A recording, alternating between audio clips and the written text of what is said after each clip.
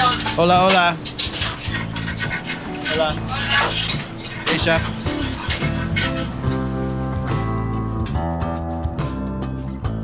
From the University of Tulsa and Public Radio Tulsa, this is Switchyard, a podcast for people hungry for eye-opening essays, moving fiction, soul-stirring poetry, and honest, thought-provoking conversation. I'm Ted Genoways, editor of Switchyard magazine, and your host. Join me and our lineup of literary all-stars as we think through and hash out our world's difficult and fascinating challenges.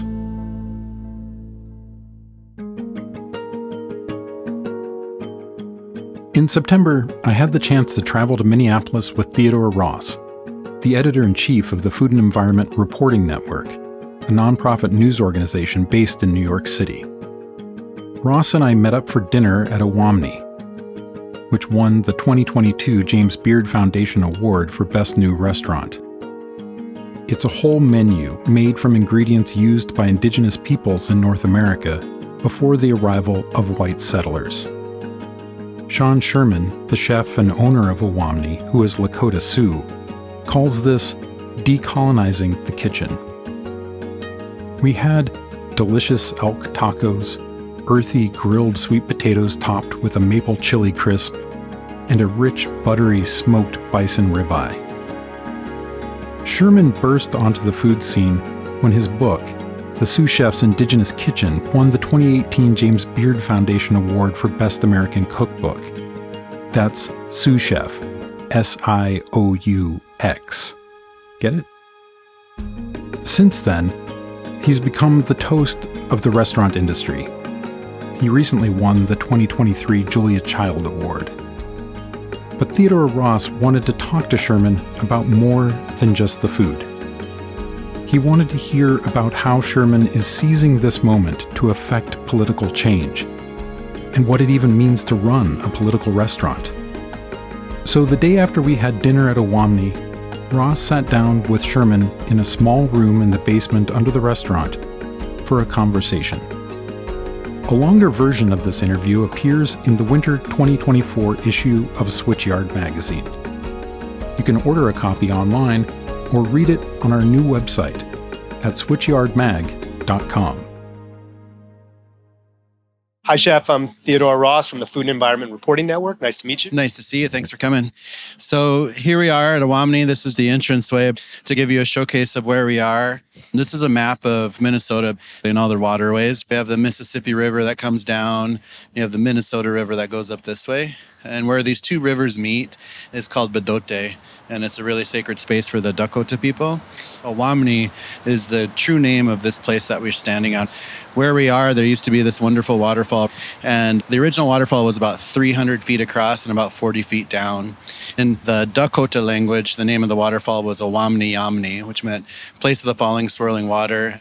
And the name of Mississippi in Dakota language is Hahawakpa, which means River of the Falls. So we're on a really sacred and special space, and we feel really blessed that this restaurant happened to show up right here, basically the heart of the Mississippi for the Dakota people.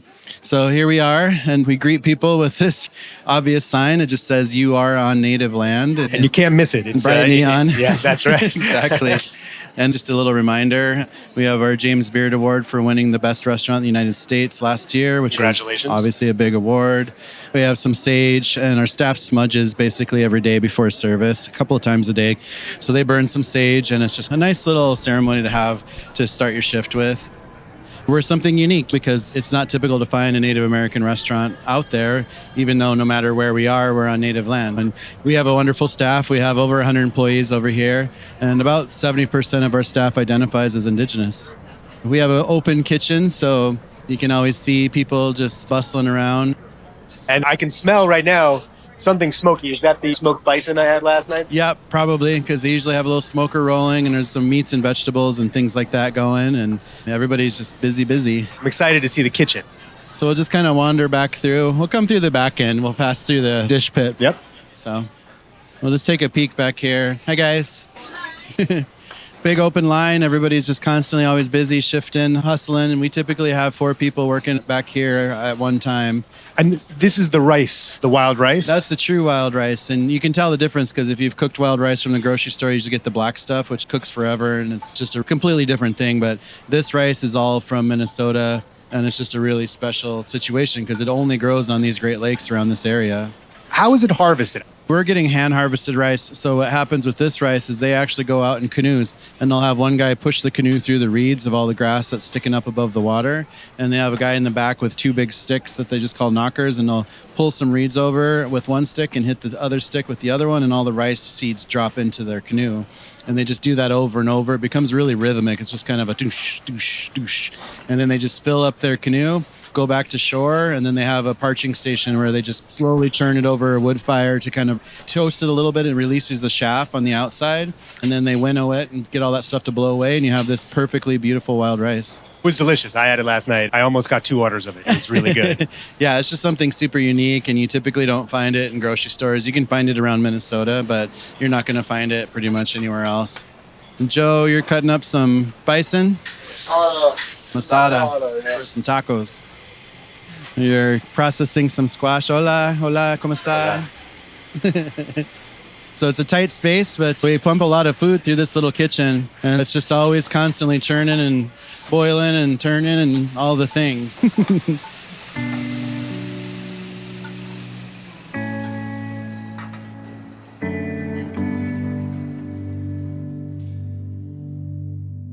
And we also have the patio open. Let's take a peek.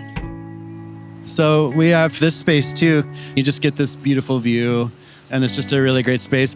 One thing that we did too is when we built this whole space out, we put only indigenous plants back in around this park area. And then we'll walk around and you'll see these little placards that'll show the Dakota name of that plant first, because that's the true name of that plant really? in the soil. And then an English descriptor of what these plants are used for. And you see a lot of these flavors in the menu. So we got a bunch of red cedar up here. Some of them produce all the berries, just like juniper berries. Here's a little sign that talks about it right there. How do you pronounce that? Hante Shah. And that in English is Eastern red cedar. Yeah, Shah's red, and Hante means the cedar itself. It's just part of the juniper family, because these little berries, it's just like juniper if you've ever used juniper berries and things before. It's a strong, potent flavor, but we use a lot of it. We've got a bunch of wild onions just kind of popped in there too. So looking out across the Mississippi River, we can see St. Anthony Falls. This is not a very natural setting. Now, all these mills back then at the turn of the 1800s, they ruined the natural feature of the waterfalls because they kept drilling holes and tunnels and pipes and all the heavy logs coming down, because all the old growth forests that were getting deforested and pushed down the river were all coming down this waterfall. And it just destroyed the really delicate soil structure that was underneath the waterfall. So eventually the Army Corps of Engineers came in and they built what you see today, which is concrete skirting on one part and a lock and dam in front of us for a lot of the movement of the boats that used to come through, but the lock and dam is no longer in use. But the location here in this formerly natural space, and you've brought your restaurant here, which is hearkening back to a pre-contact era in North America. What do you feel about that? Why is it important to have the restaurant right here? We just happened to find a place in this extremely beautiful location with a really intense, important history for the Dakota people and the Anishinaabe people that lived here before and still live here.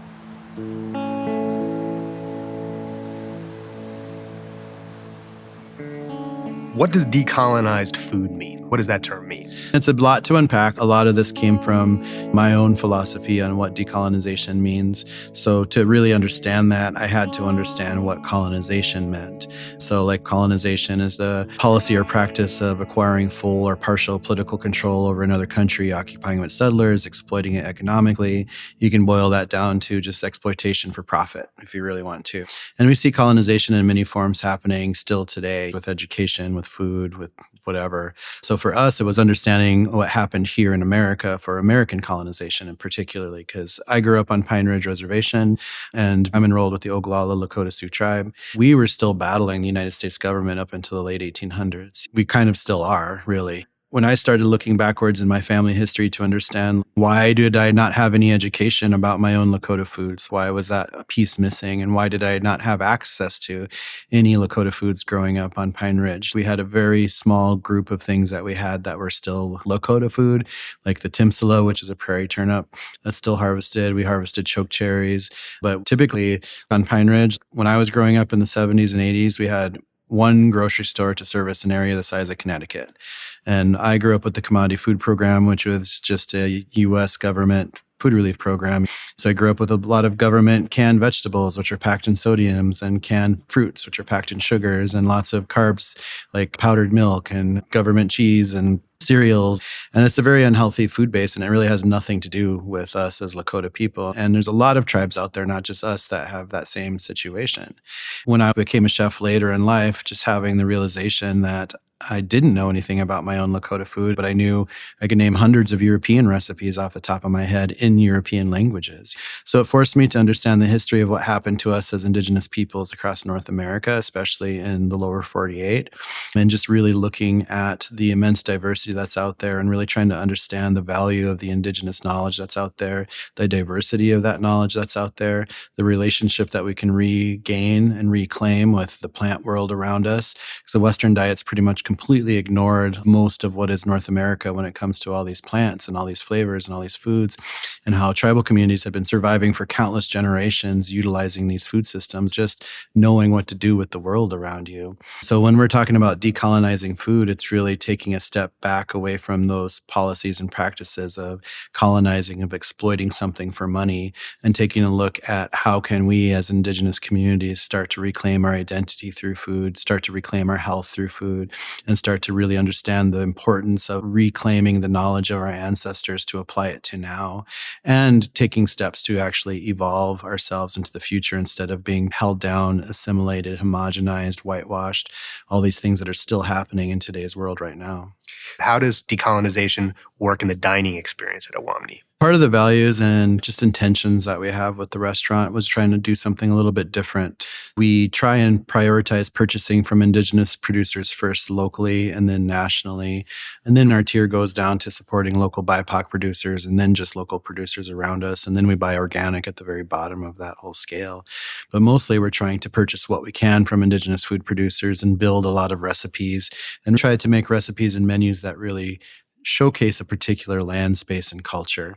So a lot of the foods will reflect right where we are here in the Great Lakes region. You might find a dish with true wild rice, white cedar, rose hips, blueberries, walleye. All these pieces are literally something that you could just stand on the side of a lake here in Minnesota and look around and see all those pieces around you, and trying to make food really taste like that, because that's how our pantries were built pre-colonial. So it's actually wild rice season right now. I just got a call from one of my friends up north who has a big company and sells a lot of native rice up by Duluth area. And he's just out harvesting like crazy and parching the rice, and he does volumes of it. And we buy thousands of pounds of rice. We're really proud to be able to have that. And it's fun to be out there on the lakes. I don't think I'm going to make it out this season just because of my crazy travel schedule, but we're sending some people out next week and they're going up north. We try to hit all the seasons. Here in Minnesota, our season starts with maple, which is typically late March-ish, early April, somewhere in there. I feel like it's getting earlier because global warming is happening and it's coming sooner every year, little by little. But we're out there when the snow breaks and the trees start to thaw out, and that's when maple starts to run. So we collect the sap, bring that in, and cook that down into maple syrup, and then we can break that down into maple sugar by agitating. And then that just starts the whole season. And we try to be a part of all of that season because of all these things that happen with the berry seasons. And then we just passed plum season and now we're moving into wild rice season.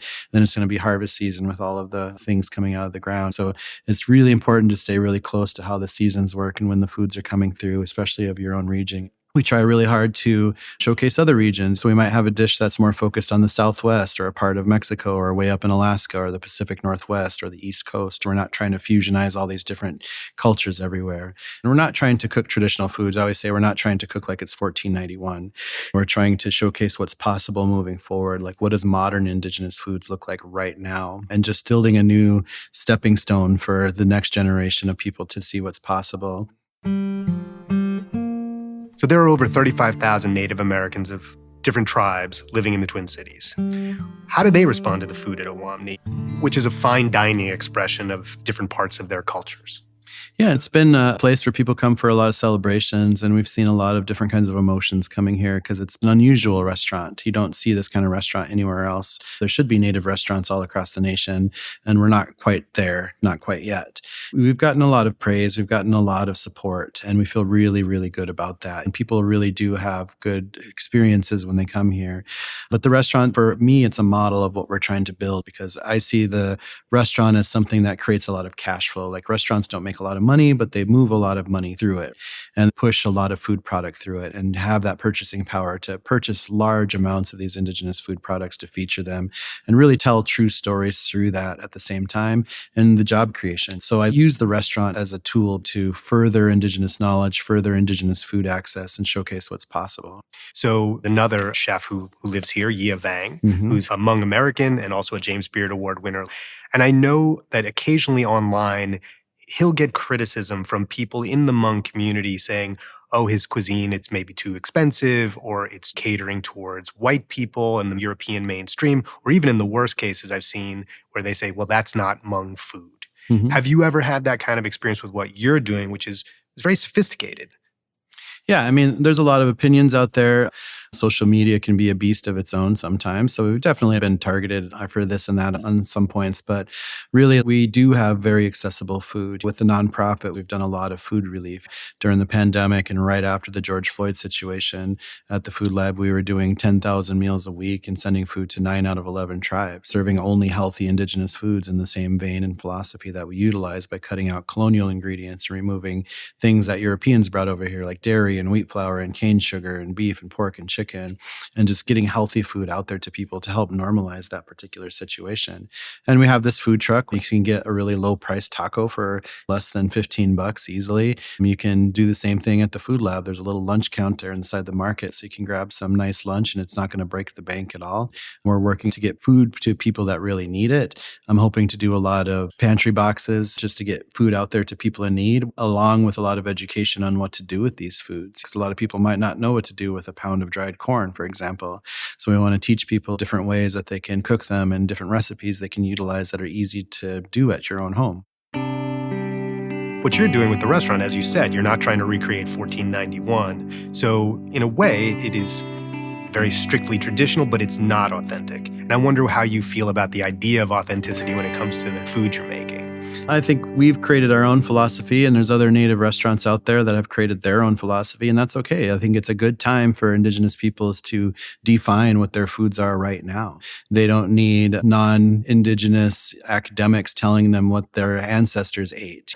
They could be just defining what they want to eat and how they want to move forward, and that's what we're doing. We're showcasing a path, and we created a philosophy that really works well with us. If we're going to call ourselves a decolonized restaurant and taking the steps to remove a lot of those colonial ingredients and to really have a lot of intention with every single part that we do, down to menu creation or even the wine list, we chose to have only BIPOC and indigenous wine producers to make a statement about diversity there too.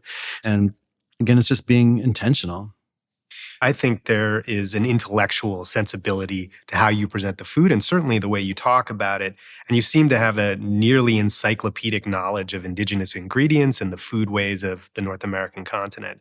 I feel like the Pine Ridge Reservation was easily 20 years behind the times just because we're so isolated. I had no idea what was going on in big cities when I was growing up as a kid because we grew up out on the plains near the Badlands. And we spent all of our time outdoors. And I was teasing my dad because he had said something about us being raised by boomers. And I was like, boomers didn't raise anybody. They just kicked us outside till dark. We had an immense amount of freedom. We were extremely feral and we were just wild, but we were also very curious about the world around us. We spent all of our time outdoors. And we spent our summers up in the Black Hills because my grandparents had a cabin that we would go to. And it was like a true cabin, not when people say cabin like in the Catskills and it's like an 8-story mansion by the lake. And we literally had a log cabin with an outhouse with no electricity, no running water. We'd spend weeks out there during the summer and just running around the Black Hills. For me, I didn't grow up around much indigenous foods because it just wasn't available to us. Reservation systems are still basically segregated communities when it comes down to it. And we were growing up with the commodity food program, surviving off a lot of government foods. My grandparents did raise some cattle, so we did have access to fresh beef, which wasn't always typical for other families in the community there too. I started hunting at a very young age. I think I got my first shotgun when I was 7 years old or something. I was pretty little, but we had a lot of birds around us, a lot of pheasants, a lot of grouse and things like that. That's just the way life was there. And then my mom moved us off the reservation right before I started high school. And I pretty much immediately started working in restaurants by the time I was 13 and just worked restaurants all through high school and then college. And then as I was starting college, I worked for the U.S. Forest Service in the Northern Black Hills. I was a field surveyor. That job made me learn all the plants and the names of all the trees in the Northern Black Hills and how to identify them, how to age them. And that's what I did every day. And that skill came in really handy much later in life when I kind of had the epiphany of doing what I do today. Did you ever have any formal education in ethnobotany or indigenous foodways? Did you study it in college? Nope, not at all. I had that little bit of education working for the U.S. Forest Service. So when I had the epiphany of doing this work, I was living in Mexico. I moved from Mexico to Montana, and I was living in this community called Red Lodge, which is in the southern part of Montana, just north of Yellowstone. And I was working on a ranch, and I just wanted to take something where I could spend a lot of time outdoors, but still be around a kitchen. So I started relearning some of the plants that I knew when I was a little bit younger and reconnecting and talking with elders. I was reading a lot of books on ethnobotany. And I was searching for the knowledge for indigenous foods. I would just start playing with the food, physically harvesting the food, identifying it, bringing it into the kitchen, and then seeing what I can do with it. It was a long journey, and I talked to a lot of elders in my community too, especially people in my family. They also went through assimilations. They went through boarding schools. They had a lot of our Lakota education systems completely removed by that point. They didn't grow up with Lakota as a first language like my grandparents and their parents did. What really helped the most was when I started actually doing this work and started being able to travel to different communities to put on some dinners. I started seeing the diversity that's out there across North America and experiencing firsthand and listening to some of these stories firsthand from some elders in different regions, whether it's Pacific Northwest or the Southwest or wherever I might have ended up, but listening to all these pieces and seeing this deep connection with these plants and these foods around us and seeing that commonality even way down in Mexico when I was living there with the indigenous communities there. And I started just piecing together a guide of how to understand and decipher indigenous foods no matter where we happen to be. And today, like, our main focus is North America, but we also see this as a global issue because there's indigenous peoples across the globe that went through a very similar history of colonialism no matter where you are, because I was just in Hawaii, I was just in Australia, and very similar stories. And the same thing in India, in Africa, in South America, in Central America, Middle East. There's indigenous communities across the globe that still contain a lot of knowledge, but we need to start stewarding those knowledge bases and protecting them moving forward. Were you already thinking about these issues when you went down to Mexico? So when I moved to Mexico, I was working a job where I was working for this large national fitness corporation that's based here in Minnesota. And I was overseeing 4 different restaurants across the city itself too, and being pulled in a billion directions, not getting paid that much really, and just being overworked, living in this corporate lifestyle that I wasn't used to at all. So all these factors led to a little bit of a burnout, and I just moved down to Mexico, and I ended up on the west coast of Mexico in the state of Nayarit, about an hour-ish north of Puerto Vallarta, and just read a lot. I was trying to figure out what to do next. I wasn't sure how long I was going to stay in Mexico, but I think that first time I ended up staying down there about 4 months. And just living in this little tiny beach town, it was beautiful. And the indigenous people that were there were the Huichol, and they were always selling cool stuff down by the beach. They had all this amazing beadwork, and I started researching them because I saw a lot of commonalities with their art, with their mythology, with their religion of what I grew up with. It was very colorful. There's a lot of animals. There's a lot of plants and things that are taken very sacred. Very similar to what I grew up with Lakota values on Pine Ridge. And the more I started researching, the more commonalities I saw. And then I just had this flash. I just had this idea that I'd been studying all these foods for so long, and I'd been in the culinary world. I'd been a chef. I'd gotten good reviews and papers, and I had a decent career, I had a decent background, and I could probably get a job most places if I tried. But I realized that I didn't know anything about my own heritage. I could think of hundreds of European recipes in European languages, and I knew very little Lakota recipes recipes at all. And I saw exactly what I needed to do. I just saw a path lay out in front of me. I'd always been on that path a little bit anyways, growing up on the reservation, learning a few things from my grandparents and from my parents, and having that job of learning the plants when I was right out of high school and into college days, and just being very curious and having known how to teach myself and self-educate myself and what to look for. I knew that plants were going to be the key. I knew that I could reconnect with my ancestry primarily with plants first, because I knew that my ancestors had a vast knowledge of the world around them, which largely was the plant life. I feel like the animals are the easy part. Anybody could break down game meat. You could be resourceful. You can use nose to tail on pretty much any animal if you want to. But plants were a whole different kind of situation because there's so many out there, and it's not a part of our education system. We just don't learn about plants. So I started really looking deeper into that connection and trying to find that relationship with plants. And that's what set me on a path of moving from Mexico to Montana to be able to be outdoors more. And the place where I lived in Red Lodge was right next to the Beartooth Mountains. And then you have the grass plains right there. So you get a little bit of two ecosystems. And I just wanted to start to learn from a culinary perspective how to identify, how to reconnect with these plants, and how to think about how my ancestors would have been utilizing these plants and how they would have been processing and preserving, and what kind of pantry items were they making out of these things. I also had tons of other questions. Where did we get salts, and what kind of fats did we use? How did we get energy, and what were our nutritional needs? How were they being met? I had a lot of questions from a culinary perspective, but it all came down to that moment just sitting on the beach in Mexico contemplating the huichol. So I read recently that the 2020 census found that only, I believe, 13% of Native Americans live on a reservation, which means that most Native Americans are not. And I think about your childhood on Pine Ridge in a predominantly Native American environment. And then when you were a teenager, you moved to Spearfish, South Dakota with your mother, which was, if I understand it correctly, mostly white. I'd be curious what that was like. And I also am curious how much that contrast, going from the mostly Native American environment to the mostly white environment, how much that translates to what you're doing here today. Because I imagine it was a difficult transition. It was a difficult transition. You know, I had a really thick res accent back then as a kid, just because I had spent my whole life on the reservation. And I just saw a lot of open racism down there, which I didn't experience before. I remember in the gas station, there was pamphlets for the KKK. And my mom, I saw a lot of racism directed directly at her growing up as a young child too, and a lot of difficulties that she faced and myself and my sister faced as we grew up in that environment. So for me, that's definitely a part of it. I remember when my mom first moved to Spearfish because she went back to school. So she went to Black Hills State University. And I was old enough where she would get a babysitter. She didn't have enough money to pay for both my sister and I. So we would go to the library. We just didn't have buildings like that. So I would just be spending all of my time hanging out with my mom while she was studying and just wandering around the library, knowing how to use the Dewey Decimal System, which is a lost art nowadays. But like just getting piles of books of whatever topic I felt like researching and just sitting in corners and absorbing whatever I felt like absorbing.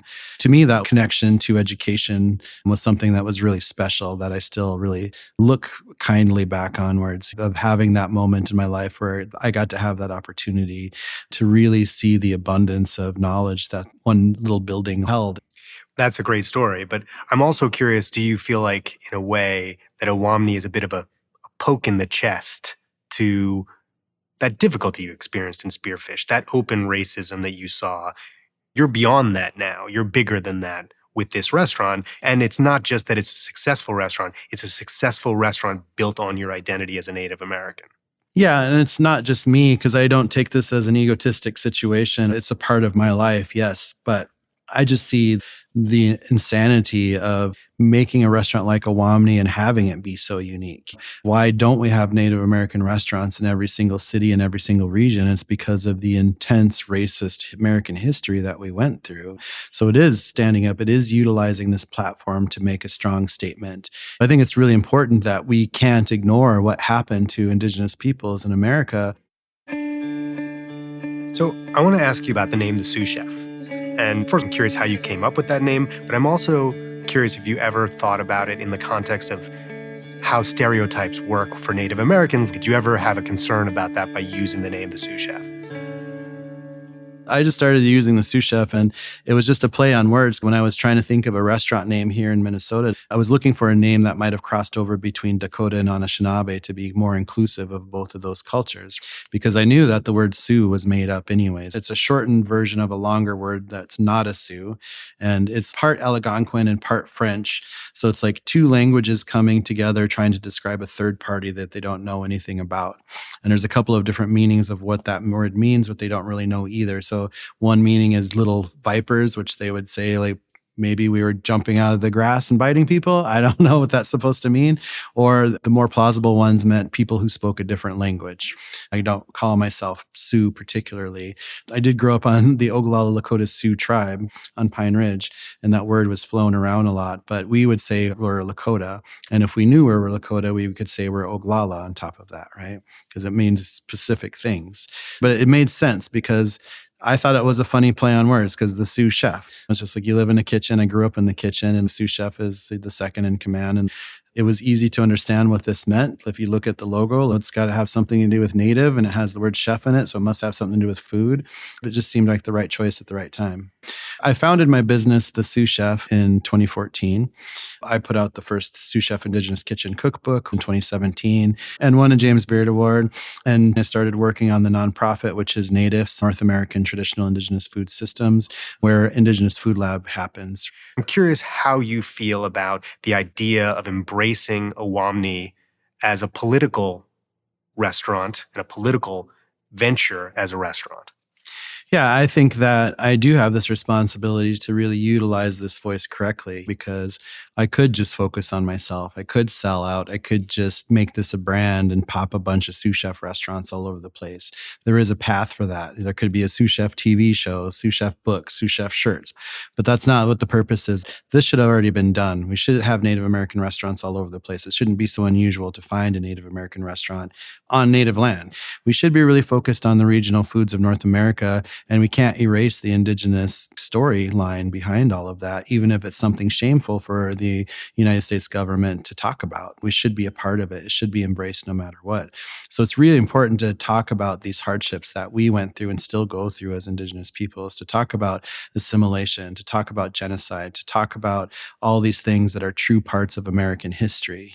There's a lot of pieces that are still inhibiting us as Indigenous peoples to be Indigenous in today's world. So just making a statement of showcasing a restaurant, pushing back against European contributions to the foods themselves, and really focusing on what's possible moving forward is a statement in its own. And it's almost more powerful what's not on the menu as to what is on the menu, really, when it comes down to it.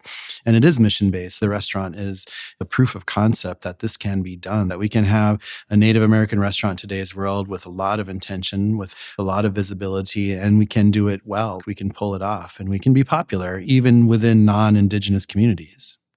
Tell me more about these restaurants. Are they going to be at Owamni's level of fine dining precision? What sorts of restaurants are they going to be? So let me talk through the vision of the nonprofit a little bit. NATIVS is a nonprofit organization, the 501c3. And Indigenous Food Lab is the public entity that we've created, and it's the model that we're creating. So at the Indigenous Food Lab, in the market, you're going to find a lot of dried retail products. We also have some frozen game meats like elk and venison and rabbit and duck that people can purchase that can be hard to find sometimes. We're making a lot of fun products. We process a lot of corn, nixtamalize a lot of corn, which is the process of turning corn into hominy, pasoli, nixtamal, whatever you want to call it, depending on which part of the continent you're from. But we turn that nixtamal into masa, which we make the tortillas. So if you had the tacos at the restaurant, then that's all coming from the food lab. And we're using Native American heirloom corns. So we're getting corns from different nations. We have some corn coming from the Ute Mountain tribe in Colorado, and we have some corn coming from the Pima tribe in Arizona, and we have Potawatomi corn, and we have some 3 affiliated corn from North Dakota from the Mandan, Hidatsa, Arikara groups, and we have some corns here from Dakota and Anishinaabe. And so we're just creating a space to process all this amazing stuff. And we make bean flour, and we're using a bunch of native beans, and of course processing a lot of wild rice, making wild rice flours or puffing rice. You just pop it, like dry toast it, and it just puffs up into almost like a Rice crispy.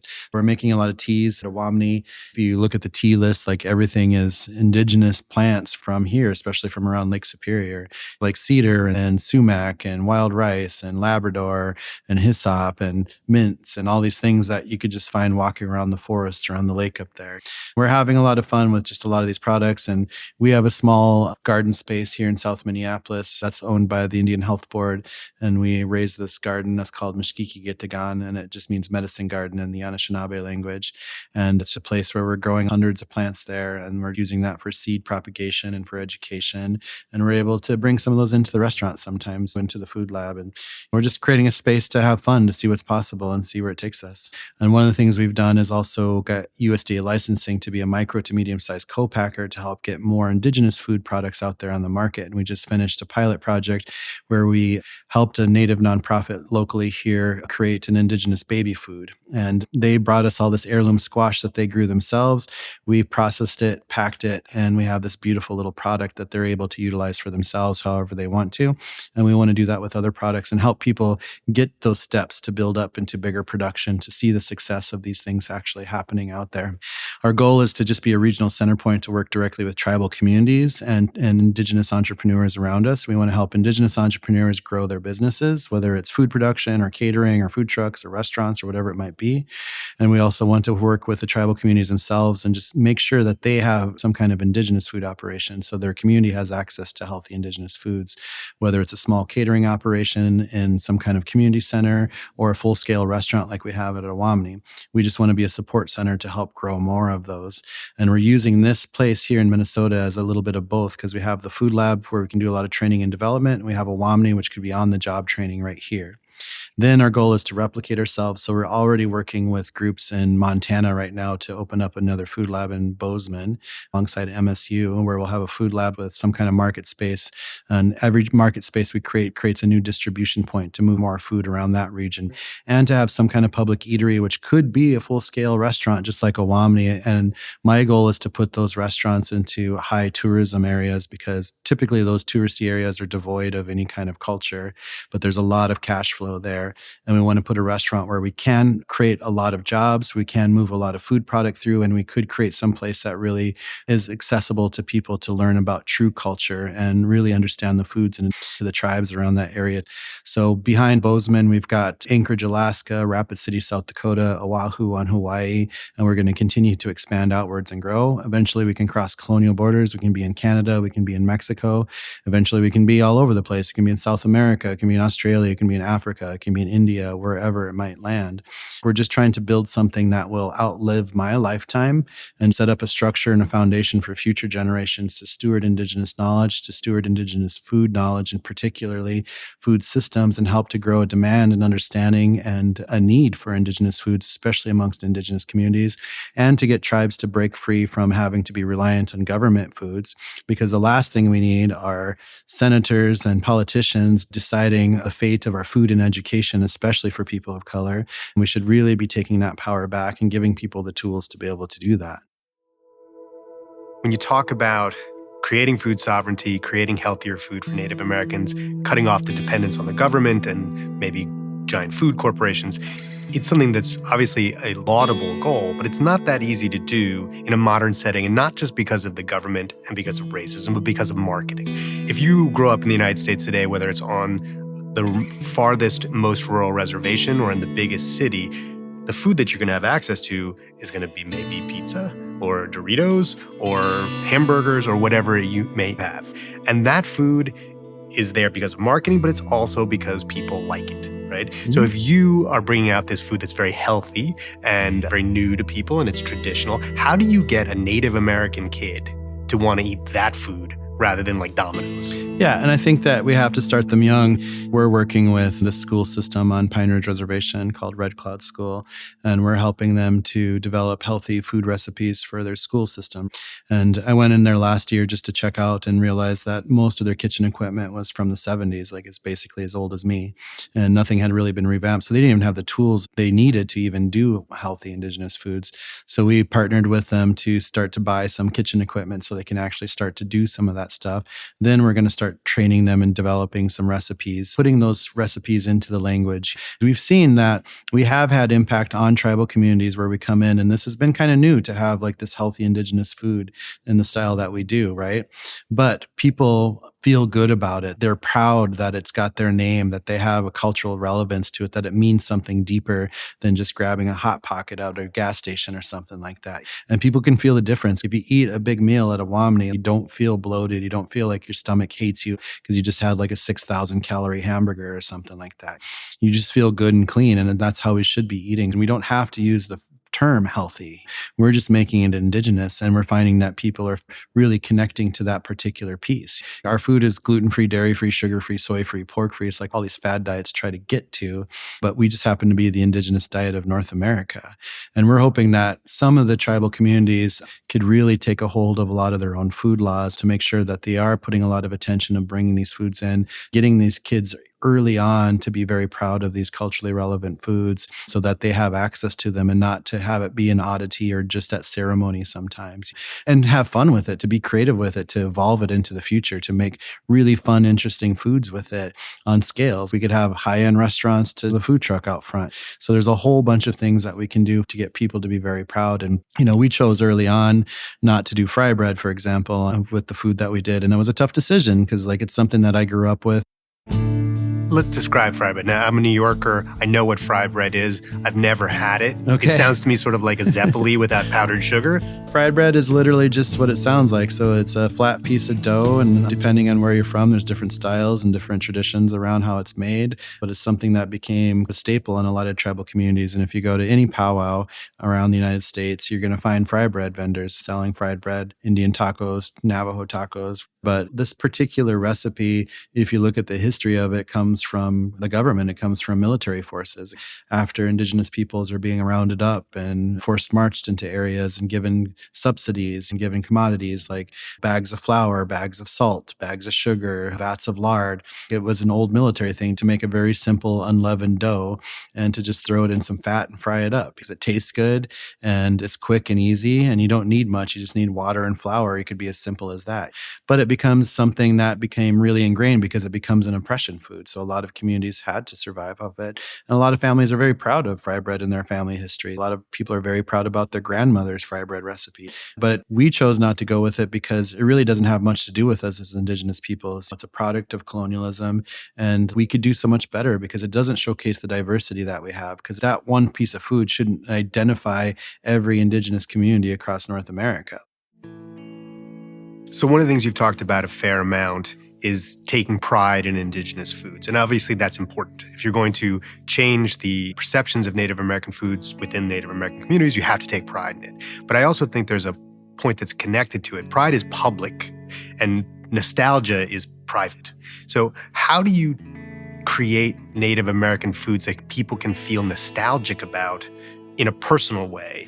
It's going to take some time. All this work is for the future. Like we're building this, but we're doing a reintroduction and we're hoping within the next 5 years, we're going to start to see more and more Native food operations out there, especially in tribal communities. I'm really excited because I see a very clear picture of how understanding Indigenous foods not only helps Indigenous communities reclaim a lot of health and culture and solidify that moving forward, but also gives a lot of non-Indigenous communities a different perspective to look at of how we can be closer to the earth, of how we can have a relationship with the plants around us, of why we should have environmental protections, why we're going to have to pivot and be smarter humans in general, because we are going through climate crisis. We're going through water crisis in many areas that's only going to get worse. And we're not smart yet. We're still allowing giant companies like Nestle to soak up billions of gallons of water for pennies, for nothing, for fractions of pennies, just for the purpose of making a bunch of plastic bottles all over the place and depleting our water source that we really need to be protecting and stewarding a lot more carefully. I make fun of Palm Springs all the time because Palm Springs has 120 golf courses in the middle of the desert. So when you fly over Palm Springs, it's bright green and it should not look like that. But if we have the ability to do that, we should be putting food everywhere. So instead of making golfers happy, we should be feeding people people and planting food everywhere we can and making that a priority.